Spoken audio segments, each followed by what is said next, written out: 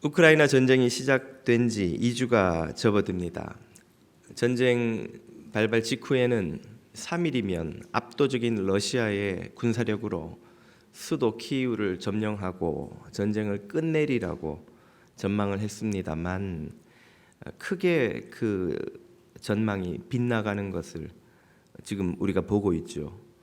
열흘이 11일째가 접어듭니다만 아직도 치열한 공방전이 여러 곳에서 벌어지고 있습니다. 푸틴의 예상이 크게 빗나간 이유는 무엇인가? 그 중에 하나로 4,500만 우크라이나인의 이 단결된 격렬한 저항을 꼽지 않을 수 없습니다.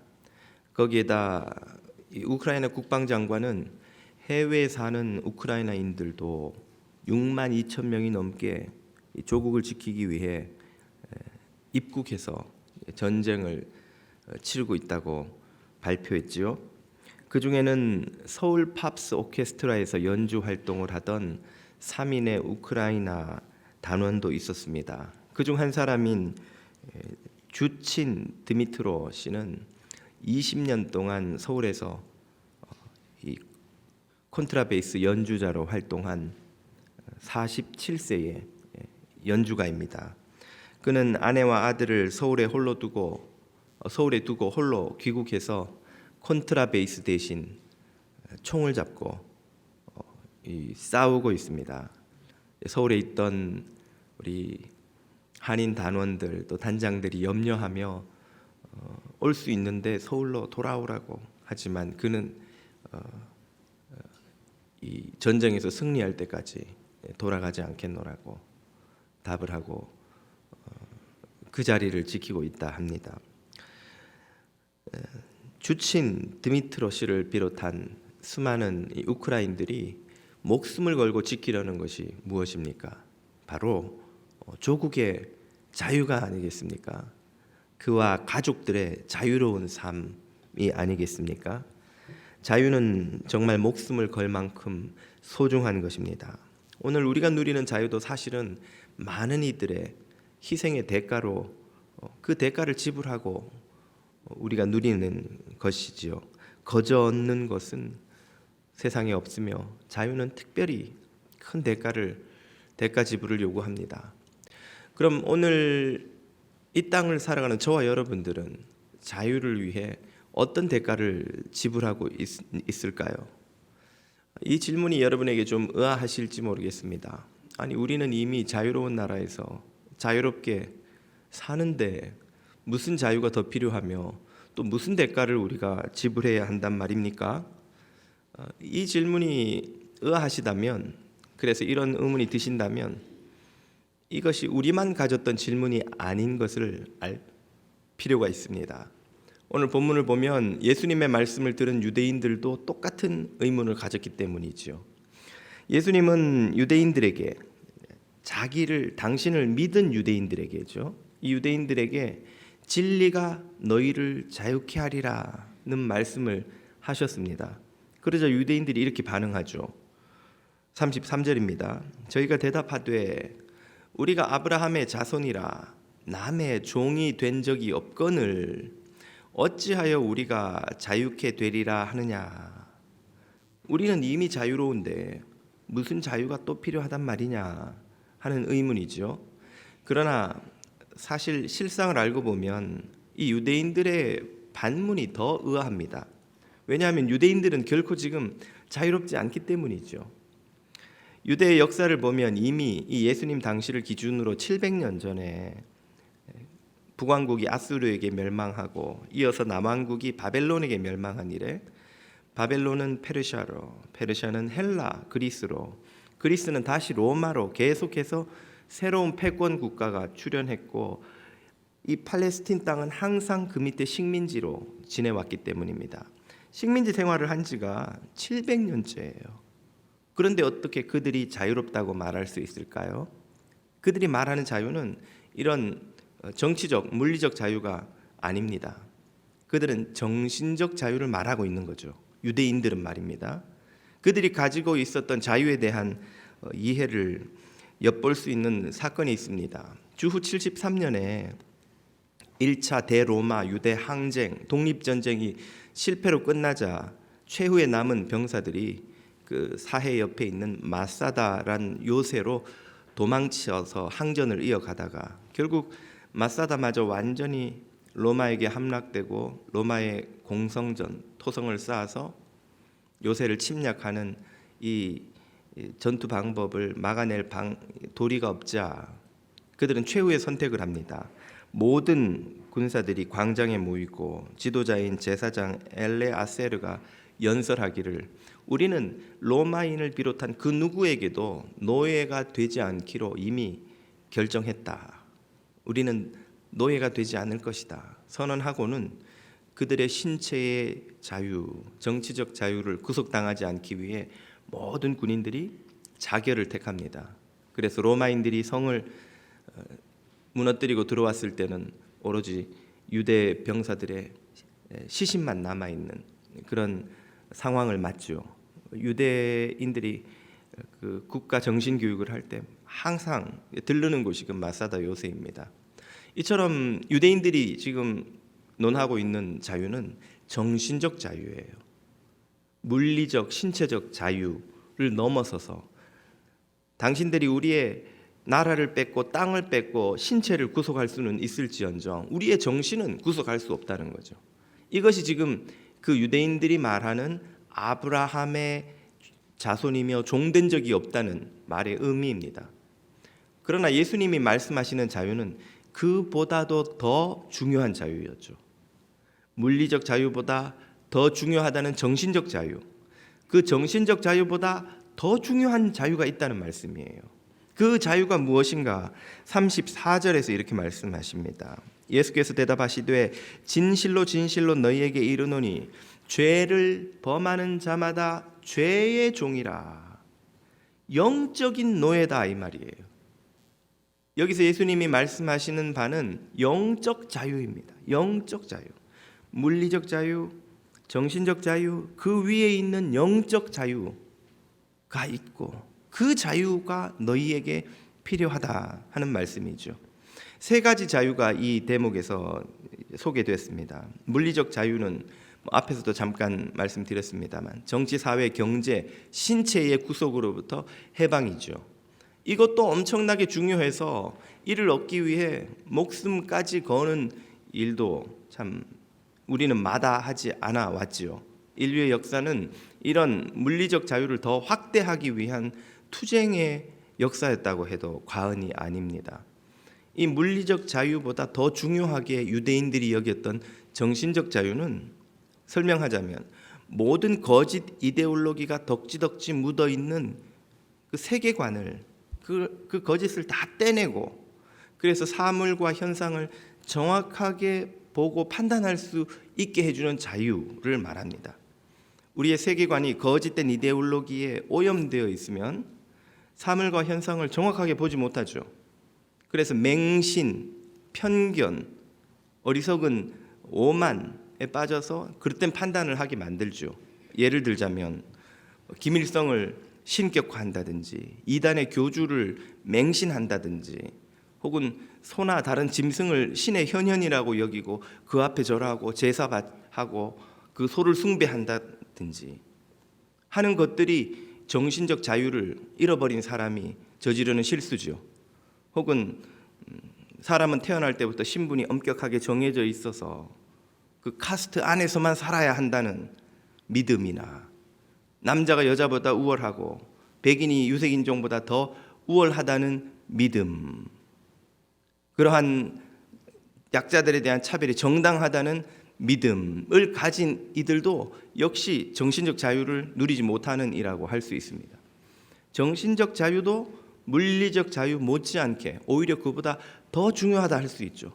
물리적 자유, 정신적 자유 모두가 목숨을 걸 만큼 소중한 것임에 틀림없는데 그보다도 더 중요한 자유가 있다는 거예요. 예수님 말씀은 그건 바로 죄와 죽음, 거짓 영, 마귀의 종된 상태로부터의 자유를 말씀하십니다. 죄를 짓는 모든 이들은 마귀의 종이라는 말씀이죠. 죄의 종이요 죽음의 종입니다.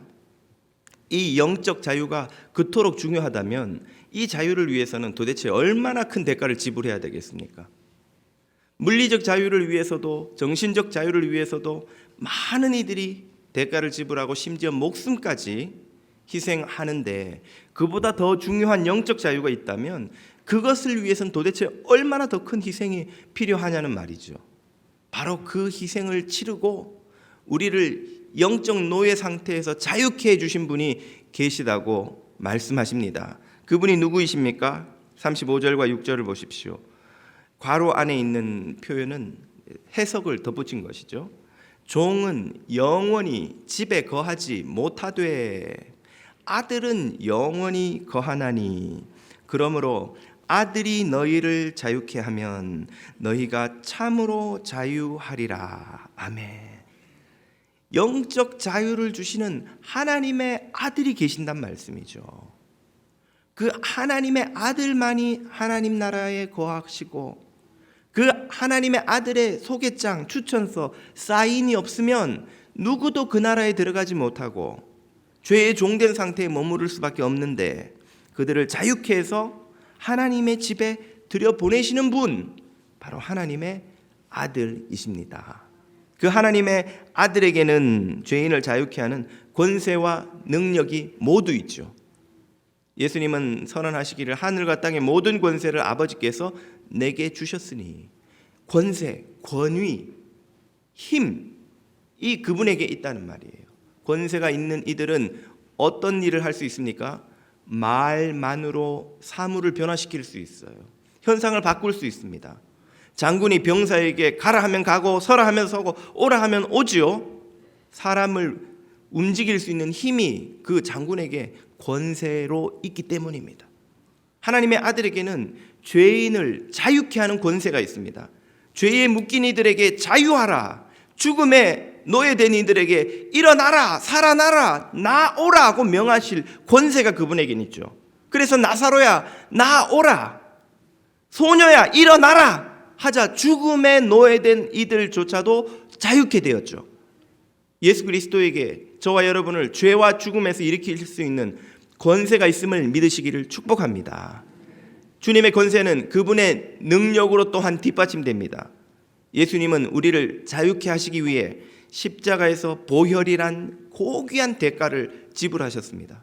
많은 우크라이나들의 피가 그들의 자유의 희생, 자유의 대가인 것처럼 우리 선조들의 수많은 희생이 해방과 번영과 오늘날 우리가 누리는 이 자유의 대가였던 것처럼 예수 그리스도께서는 우리 죄인들의 해방을 위해 당신이 십자가에서 보혈을 흘리셨고 죽으시고 부활하심으로 우리를 자유케 하실 수 있는 능력을 보여주셨습니다. 그 능력으로, 예수님은 말씀으로만 아니라 그 말씀을 뒷받침하는 능력으로 우리를 자유케 하셨죠. 예수님의 이 권세와 능력이 있기에 하나님의 아들이 우리를 자유케 할 수 있을 뿐 아니라 하나님의 아들만이 우리를 자유케 할 수 있습니다. 그러므로 자유케 되기를 원하는 이는 그 아들의 말씀을 듣지 않으면 안 됩니다.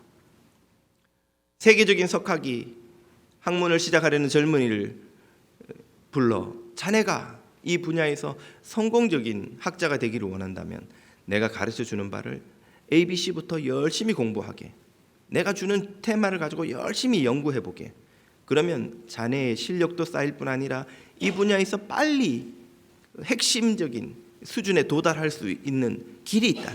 내가 보여줄 테니 나의 지도를 받고 따라오게. 지도 교수의 말을 듣는 것만으로도 공부하는 이들에겐 큰 힘과 가이드가 되는데, 세계적인 석학이 그런 지도를 해주겠다면 그 말을 듣지 않을 이유가 무엇입니까? 그의 말을 들어야 그 분야에서 제대로 된 학문적 깊이를 쌓을 수 있는 것처럼 자유를 얻기를 원하는 이가 있다면 자유를 주실 권세와 능력이 있는 분의 말씀, 가이드를 듣고 따라야 하지 않겠습니까? 예수님이 바로 그 말씀을 하시죠. 31절 이하입니다. 너희가 내 말에 거하면, 내 말을 들으면 말이에요, 내가 주는 가이드를 따라오면 이 말이에요, 그러면 참 내 제자가 되고 진리를 알지니 진리가 너희를 자유케 하리라. 아멘. 예수님이 우리를 어떤 자리로 부르셨는지가 여기 분명히 드러납니다. 주님은 우리를 당신의 말씀에 거하는, 당신의 말씀을 따르는 제자로 부르셨어요. 제자로. 주님은 우리를 아무도 교인으로 부르지 않으셨습니다. 아무도 교회를 드나드는 사람으로 부르지 않으셨어요. 주님은 모든 이들을 제자로 부르셨고, 그 부름에 응답하지 않는 이들은 주님과 상관이 없는 자들입니다. 우리는 가끔 그런 말을 들어요. 아이고, 저는 교회 다니는 건 괜찮은데 제자라는 말은 너무 부담스럽고, 그렇게 말씀을 지키며 사는 삶은 좀 부담스럽습니다. 예, 죄송하지만 그 상태는 교회와는 상관이 있으나 눈에 보이는 이 건물과 사람들이 만든 조직과는 일정한 관계를 맺고 있을지 모르나 예수님과는 아무 상관이 없는 상태입니다. 주님은 우리를 모두 제자로 부르셔요. 우리는 그 제자로의 부름에 응답하든지 거절하든지만 할 수 있을 뿐입니다. 제자는 아니지만 주님하고 상관이 있는 좀 교인으로 남으면 안 될까요? 그런 상태는 하나님 나라에 없습니다. 쟁기를 잡고 뒤를 돌아다 보는 자는 하나님 나라에 합당치 아니하다고 하셨어요. 제자로의 부르심은 예수 그리스도의 말씀 안에 완전히 들어와 그 말씀 안에서 살아가는 삶입니다. 저와 여러분이 그 제자로의 부르심을 깨닫고 주님의 말씀 안에 거하는 제자 되기를 주님 이름으로 축복합니다. 말씀 안에 거한다는 것은 무슨 뜻입니까? 그 말씀이 우리 삶의 질서가 된다는 의미죠. 우리가 살아가는 방식이 그 말씀의 틀, 말씀의 질서, 말씀의 가르침 안에 들어와 있다는 말씀이죠. 예수님이 너희가 내 안에 거하고 내 말이 너희 안에 거하면 무엇이든지 원하는 대로 구하라. 그리하면 이루리라.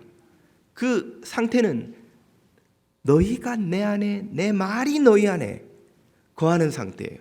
말씀이 우리 안에 거하기도 하고 우리가 말씀 안에 거하기도 하고. 그건 어떤 상태입니까? 제가 미국에 처음 와서 운전할 때 제일 힘들었던 게 스탑 사인에 멈추는 거였어요. 왜 힘들었는가? DMV에서 라이센스 딸 때 그걸 분명히 귀로는 듣고 배웠는데, 정답이라고도 썼는데, 한국에서 제가 떠나올 때까지만 해도 운전할 때는 스탑 사인에 차들이 서는 법이 없습니다. 심지어 신호등이 있어도 사람이 아무도 없는데 차가 서 있으면 뒤에서 종종 빵빵거려요. 빨간불이지만 사람이 없잖아. 왜 안 가? 사람이 없으면 가는 게 한국에는 법이에요. 하물며 신호등도 없는 그냥 횡단보도만 덩그러니 있는 스탑사인에 아무 사람도 없는데 한밤중에 차들이 설 이유가 없잖아요. 그럼 다 그냥 가는 거죠. 그걸 수십 년의 몸에 익히다 보니, 운전을 수십 년 하진 않았군요. 아무튼 꽤 오랫동안 운전하면서 하다 보니 미국에 와서 스탑사인을 봤는데 발이 안 움직이는 거예요. 브레이크에 발이 안 올라가요. 이거 서라고 배우긴 했는데 여기 서야 되나? 아무도 없는데 여기 서야 되나? 서지가 않는 거예요. 차가 멈추질 않는 거예요. 정확히 말하면 제가 브레이크를 밟질 않는 거예요. 왜입니까? 이 미국의 교통법이 제 안에 들어와 있지 않기 때문이에요. 미국의 교통법이 제 삶의 자연스러운 태도와 질서가 되어 있지 않기 때문이죠. 무엇이 저를 멈추었을까요? 티켓이 경찰이 저를 잡더니 왜 안 서냐고, 교통법규 모르냐고, 안다고. 근데 왜 안 서냐고. 알지만 그게 서야 되는 건지 모르겠다고 서야 된다고. 미국은 또 티켓이 얼마나 비쌉니까? 한국에 심지어 어떤 티켓은 한 10배 가까이 돼요. 제가 한국 떠날 때만 해도 교통 티켓은 4만 원 아니면 7만 원이었습니다. 큰 거는 7만 원, 작은 건 4만 원, 40불, 70불. 여기는 교통 티켓 제일 싼 거 벨트만 안 해도 80불부터 시작해요. 스피딩 잘못하면 300~400불은 기본인데다 하루 종일 가서 그 학교 LA에서는 교통학교 가고 또 프로세스가 많아요. 너무 복잡하고 돈과 시간을 그냥 엄청나게 부담을 지워버려요. 티켓 먹고 나니 사람이 겸손해지더군요. 발이 저절로 올라가요. 브레이크 자동으로 밟기도 전에 차가 서버려요. 그냥. 그때부터 제가 브레이크를 스탑 사인에 브레이크를 밟기 시작한 거예요. 그러다 이제는 제 앞차가 스탑 사인에 안 서고 지나가는 걸 보면 깜짝 놀라요. 어떻게 스탑 사인에 안 설 수가 있지? 스탑 사인에 서야 한다는 그 미국의 교통 법규와 문화가 자연스럽게 제 안에 들어와 있는 거죠. 저는 교통법규 안에, 교통법규는 제 안에 들어와서 거하는 거예요. 사람이 횡단보도에 이렇게 근처에 서 있기만 해도 차들이 서잖아요. 예전엔 제가 그게 이해가 안 됐어요. 저 사람 아직 횡단보도 건너려고 하지도 않고 지금 속도를 보니까 내가 지나가 주는 게 저 사람이 더 빨리 지나갈 것 같은데 내가 속도를 줄이고 서고 저 사람한테 가라 그러고 인사하고 저 사람 가고 그게 시간이 2배, 3배는 더 걸려요. 왜 이렇게 하나? 어느 순간 제가 깨달았습니다. 우리 아이들이 도로에서 그렇게 지나갈 때 누군가 그렇게 해주면 정말 안전하겠구나. 지나가는 차를 보고 아이들이 어느 타이밍인가 뛰어 지나가는 것보다 차들이 서고 가라고 해주고 지나가는 게 훨씬 안전하겠구나. 우리 아이들도 이렇게 안전하게 보호받을 수 있다고 생각하니까 저도 차가 서는 거예요. 사람이 서 있거나 지켜보거나 하면 서서 가라고. 시간이 더 걸려도 그것이 훨씬 안전하고 열에 한 번이라도 생길 수 있는 사고를 방지하는 데 훨씬 효과적이라는 그걸 깨닫고 경험하고 느끼고 나니까 이제는 스탑 사인뿐 아니라 사람이 그냥 이렇게 없는 데서도 이렇게 보이면은 차가 서는 거죠. 미국 교통법규가 제 안에, 제가 법규 안에 들어와 있는 거예요. 바로 이것이 너희가 내 말에 거하면, 내 말이 너희 안에 거하면 하시는 주님의 말씀입니다. 제자들이 그런 방식으로 예수님의 말씀을 듣고 그 말씀의 가르침을 내체화시키고 태도에 스며들고 자신의 생각과 의지와 감정과 삶의 목적과 의미에 그 주님의 가르침이 다 스며들고 그렇게 해서 그 가르침대로 살아가면 누가 돼요? 그리스도의 제자가 됩니다. 저는 미국 교통법규를 지키는 운전자가 된 것처럼 그리스도의 제자가 돼요. 제자가 되면 뭘 깨닫습니까? 제가 이 미국 교통법규가 훨씬 지키는 것이 무시하는 것보다 모두를 훨씬 안전하게 하고 사회적 비용을 크게 줄이고 오히려 결과적으로는 훨씬 목적지에 빨리 가게 해주는 효과적인 방법이라는 걸 깨닫고 지키는 것처럼 주님의 말씀 안에 거하여 그분의 제자가 되면 뭘 깨닫습니까? 진리를 알지니 예수 그리스도가 진리이시며 그분의 말씀이 진리인 것을 깨닫는 거예요. 이걸 지키는 게 모두에게 훨씬 안전하고 효율적이고 결과적으로 더 좋구나. 이 말씀이야말로 나의 삶과 생명과 안전과 복지를 지켜주실 뿐 아니라 영원한 생명에까지 이르게 하는 생명의 말씀, 구원의 길, 생명의 길이구나. 예수 그리스도의 말씀이 진리인 것을 깨닫고 그 말씀이 나온 곳 예수 그리스도 그분이 진리인 것을 깨닫게 되는 거예요. 내가 곧 길이요 진리요 생명이니 나로 말미암지 않고는 아버지께로 갈 자가 없다 하신 예수님, 그분이 진리인 것을 깨닫죠.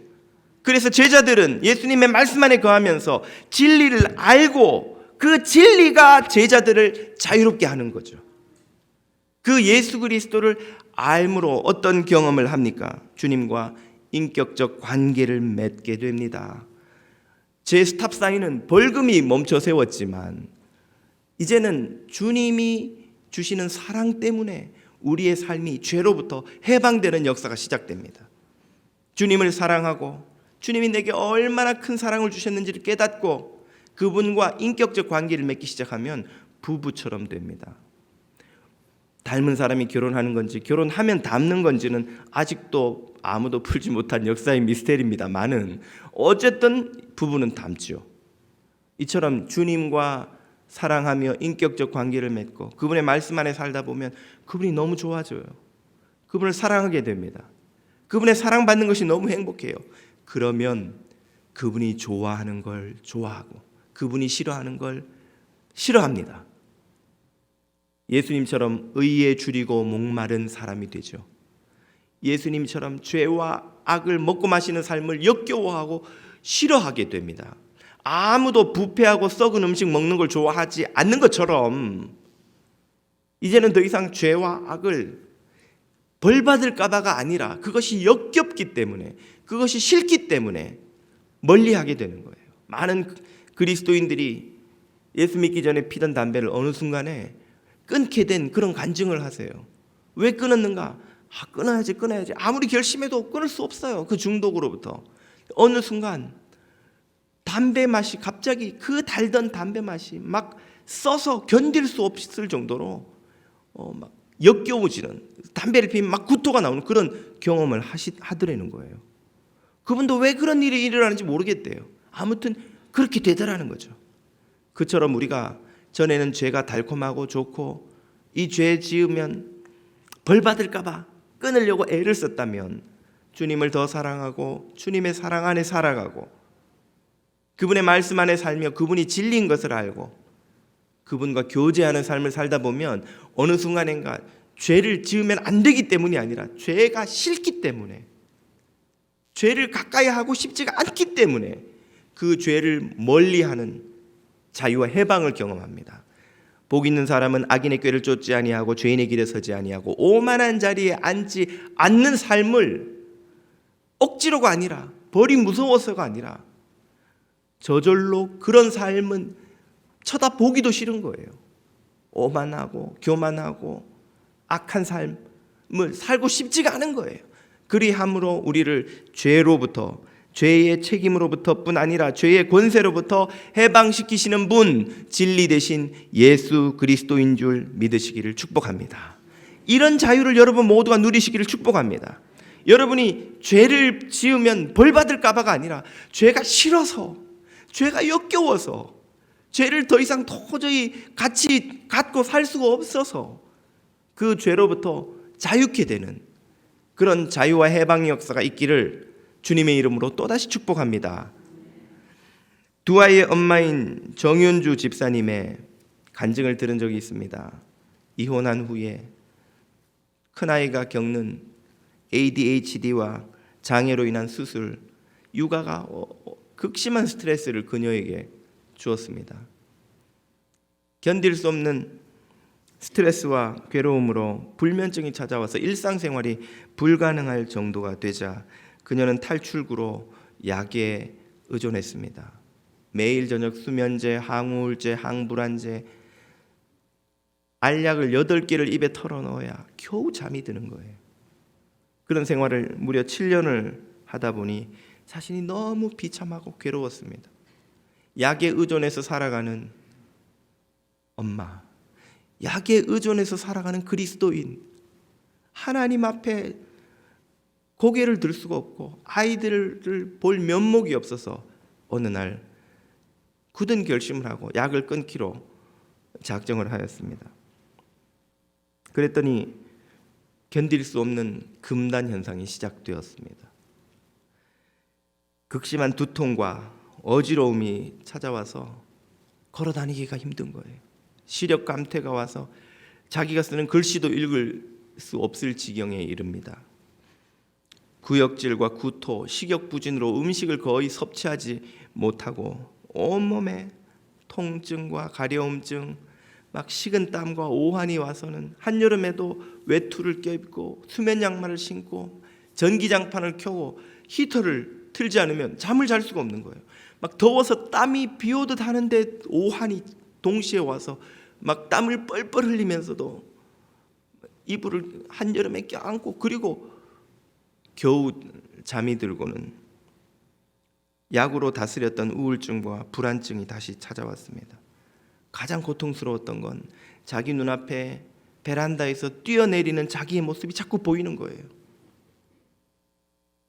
베란다에서 아파트 아래로 몸을 던지는 자기 모습이 보이면서 마음속에서 그러면 끝나, 그러면 이 고통이 끝나, 몸을 던질 때까지가 어렵지 던지기만 해봐 편안해질 거야, 그런 목소리가 계속 들려오는 거예요. 너무 두려워서 여름 몇 달 동안 방문 밖을 못 나가고 거실로 나가면 베란다로 뛰어내릴 것 같아서 아예 베란다는 문을 잠근 채 방문해서 꼼짝도 못하고 화장실도 못 가고 버텼다는 거예요. 두려워서 벌벌 떨면서 죽을 것 같은 고통을 견디지 못해 약 끊기를 포기해야 되겠다. 그만 마음을 내려놓고 포기해야겠다 생각하던 그때에 주님의 말씀이 떠올랐습니다. 야고보서 4장 18절이 불현듯 떠올라서 막 마음에 하나님의 말씀이 울리는 거예요. 사랑 안에 두려움이 없고 온전한 사랑이 두려움을 내쫓나니 우리가 사랑하면 그가 먼저 우리를 사랑하셨음이라. 하나님이 나를 이토록 사랑하셨는데 나는 왜 그 사랑을 잊어버린 채 이렇게 비참하게 살아왔는가 깨닫고 그녀는 약을 끊기 전에 먼저 끊어야 할 게 있다는 사실을 알게 됩니다. 먼저 그녀는 모든 원망을 끊었습니다. 남편을 향한 원망, 힘들게 하는 아이들을 향한 원망, 자신에게 고통을 주는 세상을 향한 원망을 다 내려놓았습니다. 다음으로는 자학을 멈췄습니다.